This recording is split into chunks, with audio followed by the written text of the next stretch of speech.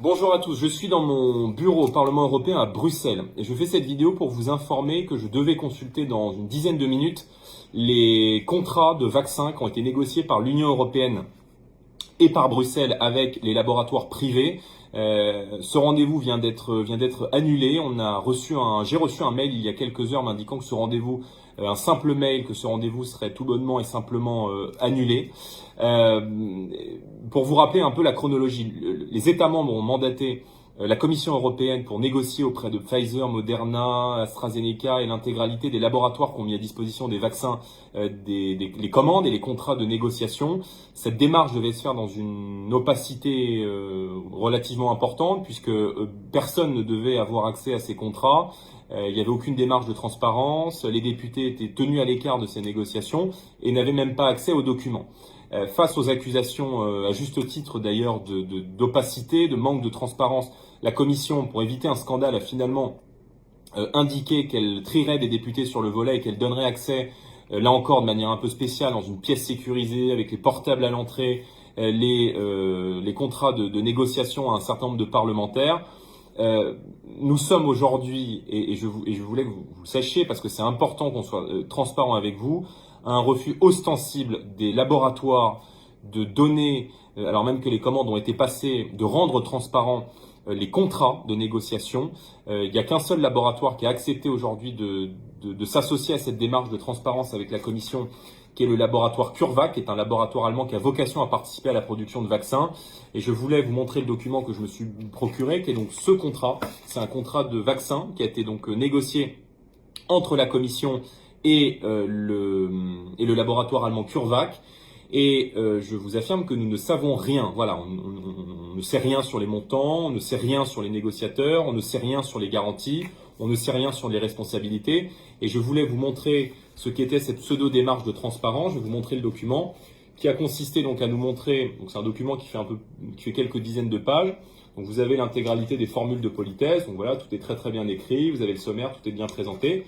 Et toutes les informations les plus importantes, à savoir celles que je viens de vous énoncer, sont toutes biffées, c'est-à-dire qu'elles sont toutes, je vais vous montrer, voilà. Les informations les plus importantes sont toutes masquées.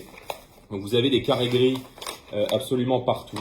Voilà la pseudo-démarche de la Commission européenne et des laboratoires, c'est-à-dire faire venir des parlementaires dans une pièce sécurisée pour leur montrer des documents qui sont complètement caviardés, des documents dont les informations les plus importantes sont masquées.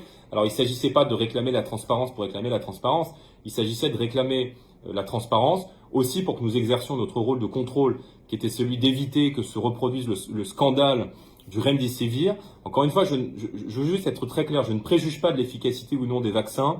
On veut tous évidemment pouvoir s'en sortir au plus vite, on veut tous pouvoir tourner la page, passer à autre chose et pouvoir bénéficier d'un remède et d'un traitement s'il en existe.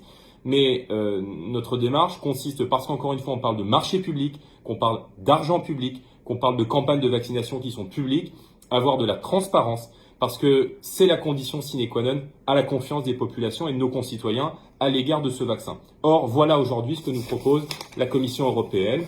Donc voilà la pseudo-démarche de transparence dans laquelle évidemment il n'y a de public que les formules de politesse. Il y a beaucoup de questions qui demeurent aujourd'hui sans réponse, sur la responsabilité juridique, on l'a déjà évoqué à plusieurs reprises dans nos interventions, sur l'identité même des négociateurs.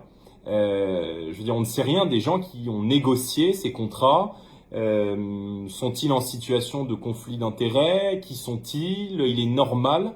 Je dis pas que y a un gigantesque complot qui s'organise. Je dis qu'il est normal que les populations, que la représentation nationale et qu'en tout cas les parlementaires européens, puisque ça se négocie au Parlement européen, soient évidemment associés à la démarche de transparence et puissent évidemment au moins exercer leur rôle de contrôle dans ce qui apparaît comme une démarche de marché public.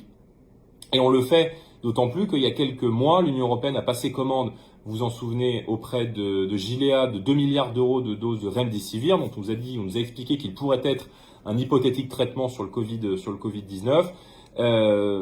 Ces commandes ont été effectuées et ont abouti, alors même que l'Organisation mondiale de la santé a finalement recommandé de ne plus utiliser ce traitement, de ne pas employer ce traitement contre le Covid, et que Gilead lui-même, le laboratoire qui produisait le Remdesivir, lui-même a indiqué à partir d'un certain nombre de tests qui avaient été effectués à l'extérieur que ce médicament n'était pas efficace contre le Covid-19 et qu'il pouvait même y avoir des effets secondaires notables. Donc, nous allons continuer à réclamer la transparence.